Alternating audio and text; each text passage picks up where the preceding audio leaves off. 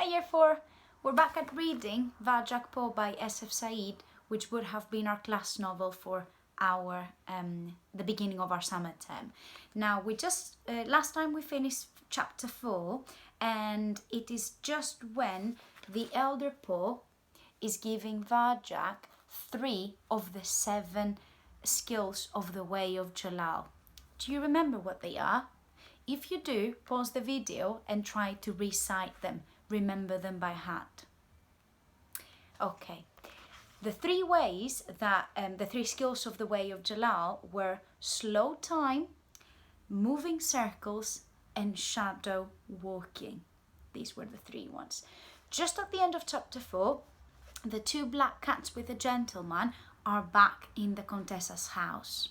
So here we are now in chapter 5 with the 2 black cats entering the garden where Varjak Paw and Elder Paw are sitting and talking. Chapter 5. The temperature seemed to drop. Varjak shivered. "I don't like this," whispered the Elder Paw. "I don't like this one bit." The gentleman pointed at them across the garden. He crouched down to touch the collars of the black cats' necks and whispered something into their ears. Then he turned and went back inside, leaving Varjak and the Elder Paw alone with the cats. Varjak's fur bushed out with fear as the cats came slowly, deliberately across the grass towards them. There was something so strange, so menacing, that means threatening, about the way they moved. "Who are you?" called the Elder Paw. They didn't answer. They just kept coming. Varjak and his grandfather backed away, but there wasn't far to go. In a few steps, they were up against the wall, as far from the house as they could get. Varjak's pulse was raising. He remembered how the gentleman's cats had pushed him aside so easily. It looked like nothing in the world could stop them now. He scratched his collar. It felt tight around his neck. "Varjak," said the Elder Paw urgently, but without a hint of worry in his voice, "I think someone as brave as you could climb the wall and go outside, don't you?" Varjak glanced up. The stone was concealed by moss, but there was nothing hiding the wall's height. It was massive. "Don't worry," said the Elder Paw. "You'll have time. I'll see to that." "I'll have time?" Varjak's head swam. What was the Elder Paw saying? That he should go outside on his own? "But can't we both?" "No, we can't. Only one of us can get out. I'll keep them busy. You must go outside and find a dog." "You're not going to fight them, are you? The Elder Paw took a pace towards the black cats. In his eyes there was a fire Varjak had never seen before. "Go, bring back this thing that even men are scared of, and keep the way alive, Varjak Paw." The cats had stopped. They were looking at the Elder Paw as if they were waiting for him. The Elder Paw growled at them. Varjak's head hurt. He was being torn apart by 1,000 different feelings. The Elder Paw strode forward to meet the gentleman cats, tail held high, green eyes blazing. "Go, Varjak, before it's too late. Don't look back. This is the only way." He looked fierce and magnificent. The tired old cat of the council was gone. Now he was a son of Jalal, facing his enemy, proud and powerful, a Mesopotamian blue. "Go!" he yelled and hurled himself at the black cats. They nodded as he came, as if it was all too easy. The Elder Paw ran straight at them, but then he seemed to shimmer for a moment and went through the gap between them and came out on the other side. The 2 black cats spun around. The Elder Paw was just out of the reach. They glanced at each other and went after him.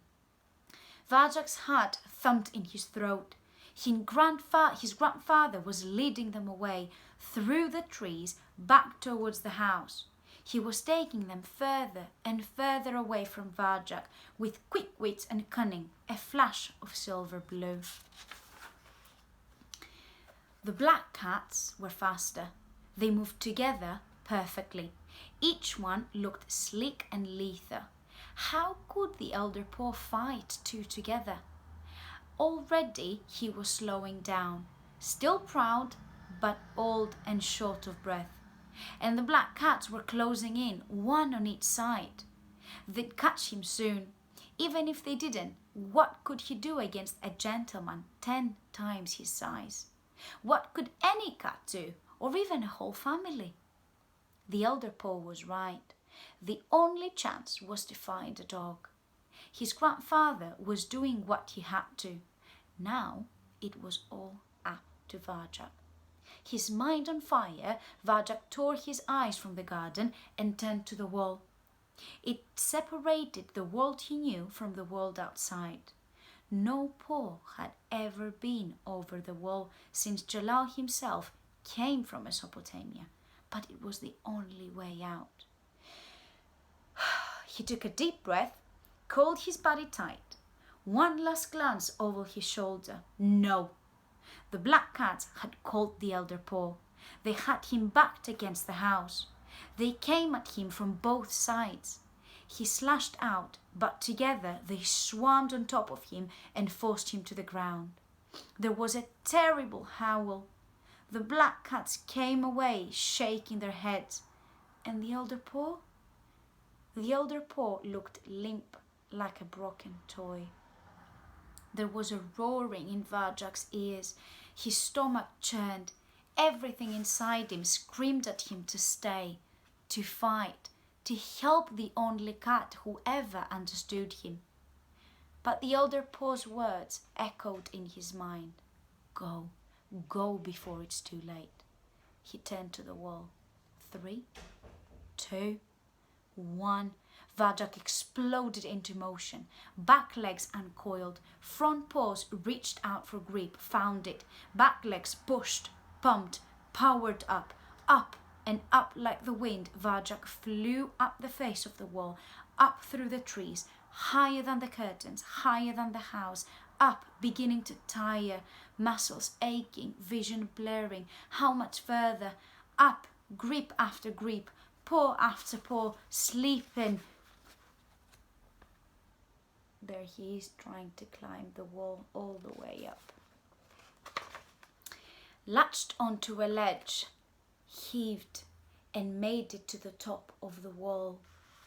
Outside, for the first time since Jalal, a paw stood on the edge of the world.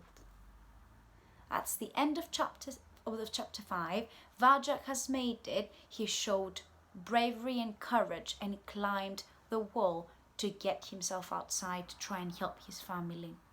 Now, as we can see, Varjak struggled a bit to decide what was the right thing to do. So in a sense, it was his head, what was right in his head, and between his heart, what he felt should be the right thing to do. Now, if you have a think about this chapter, I want you to write down some points, some arguments as to what should Varjak have done. What would be in favor of him staying and helping Elder Paw, and why should he climb the wall and go outside to help his family? Have a think and let me see what you come up with. See ya!